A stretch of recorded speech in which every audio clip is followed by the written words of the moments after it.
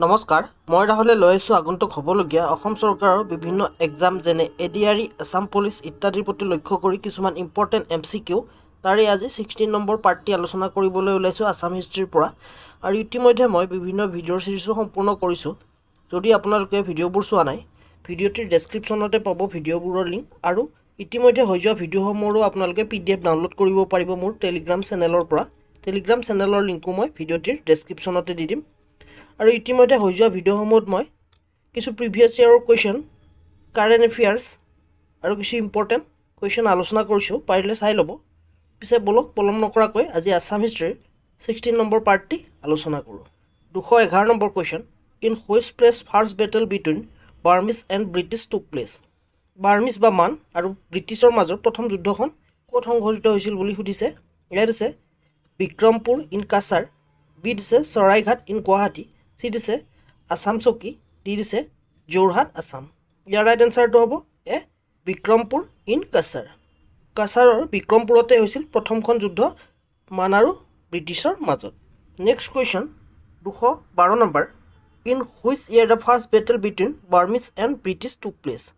Burmese আৰু ব্ৰিটিছৰ মাজৰ যিখন প্ৰথম যুদ্ধ হৈছিল কাছাৰৰ বিক্ৰমপুৰত, সেই যুদ্ধখন কোন চনত হৈছিল বুলি সুধিছে। ইয়াত আছে 1824, বি দিছে 1825, চি দিছে 1826, ডি দিছে 1828। ইয়াৰ ৰাইট এনচাৰটো হ'ব এ 1824, অৰ্থাৎ 1824 চনতে কাছাৰৰ বিক্ৰমপুৰত মান আৰু ব্ৰিটিছৰ মাজৰ প্ৰথমখন যুদ্ধ সংঘটিত হৈছিলে। নেক্সট কুৱেশ্যন 213 নম্বৰ, in which year the treaty of Yandabo took place. কোনটো বৰ্ষত ইয়াণ্ডুবা সন্ধি স্বাক্ষৰিত হৈছিল বুলি সুধিছে। ইয়াত এ দিছে 5 মাৰ্চ 1824, বি দিছে 17 জানুৱাৰী 1824, চি দিছে 26 ফেব্ৰুৱাৰী 1826, ডি দিছে 24 ফেব্ৰুৱাৰী 1826। ইয়াৰ ৰাইট এনচাৰটো হ'ব ডি 24 জানুৱাৰী 1826, অৰ্থাৎ 1826 চনৰ 24 ফেব্ৰুৱাৰী তাৰিখে মান আৰু ব্ৰিটিছৰ মাজত ইয়াণ্ডুবা সন্ধি স্বাক্ষৰিত হয়। আৰু এই সন্ধি মতেই 100 বছৰৰ বাবে অসমখন ব্ৰিটিছৰ হাতলৈ যায়। আৰু এইটো কুৱেশ্যন কোনোবা এটা এক্সামত আহিছে, মোৰ ভালকৈ মনত নাই বাবে কোনটো এক্সামত আহিছে লিখি দিয়া নাই, কিন্তু কোনোবা এটা এক্সামত সুধিছিলে। চ' মনত ৰাখিব চনটো আৰু তাৰিখটো, আৰু অপশ্যনত চনটো আৰু তাৰিখটো দি দিছিলে, সেয়েহে মই তাৰিখটো লগতে মাহ চন দি দিছোঁ। নেক্সট কুৱেশ্যন 224 নম্বৰ, from the Burmese side who signed the treaty of Yandabo. Burmese ছাইডৰ পৰা বা মানসকলৰ ছাইডৰ পৰা ইয়াণ্ডুবা সন্ধিত কোনে স্বাক্ষৰিত কৰিছিল বুলি সুধিছে।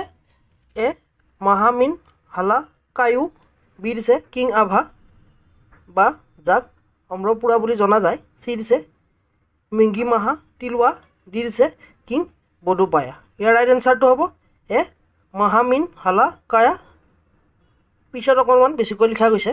এইটো কুৱেশ্যনো কোনোবা এটি এক্সামত সুধিছিল, ব্ৰিটিছ ছাইডৰ পৰা কোনে স্বাক্ষৰিত কৰিছিল আৰু মানসকলৰ ছাইডৰ পৰা কোনে স্বাক্ষৰিত কৰিছিল বুলি সুধিছিলে। নেক্সট কুৱেশ্যন 215 নম্বৰ, which Ahom king famously known as মানেপতা ৰজা। কোনজন আহোম ৰজাক মানেপতা ৰজা নামেৰে জনা যায় বুলি সুধিছে। ইয়াত এ দিছে চন্দ্ৰকান্ত সিংহ, বি দিছে যোগেশ্বৰ সিংহ, চি দিছে পুৰন্দৰ সিংহ, ডি দিছে ঋষিনাথ সিংহ। ইয়াৰ এনচাৰটো হ'ব বি যোগেশ্বৰ সিংহ।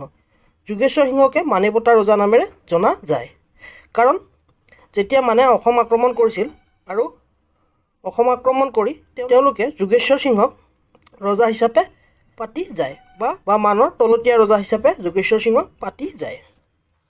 নেক্সট কুৱেশ্যন 216 নম্বৰ, from the British side who signed the treaty of Yandabo. British ছাইডৰ পৰা ইয়াণ্ডুবা সন্ধিত কোনে স্বাক্ষৰিত কৰিছিল বুলি সুধিছে। এইটো আহিছিল কোনোবা এটি এক্সামত। এই দিছে জেনেৰেল কেম্পবেল, বি দিছে লৰ্ড এমহেৰেজ, চি দিছে লৰ্ড কৰ্ণৱালিছ হ'ব লাগিছিল, ডি দিছে লৰ্ড মিণ্টু। ইয়াৰ ৰাইট এনচাৰটো হ'ব এ জেনেৰেল কেম্পবেল। 1826 চনৰ 24 ফেব্ৰুৱাৰী তাৰিখে যি মান আৰু ব্ৰিটিছৰ মাজত ইয়াণ্ডুবা সন্ধি স্বাক্ষৰিত হৈছিল, আৰু সেই চুক্তিখনত ব্ৰিটিছ ছাইডৰ পৰা জেনেৰেল কেম্পবেলে স্বাক্ষৰ কৰিছিল, আৰু এই চুক্তিখন বৰ্মাৰ ইয়াণ্ডুবা নামে ঠাইত স্বাক্ষৰিত হৈছিল বাবে এই চুক্তিখনক ইয়াণ্ডুবা চুক্তি নামেৰেও জনা যায়।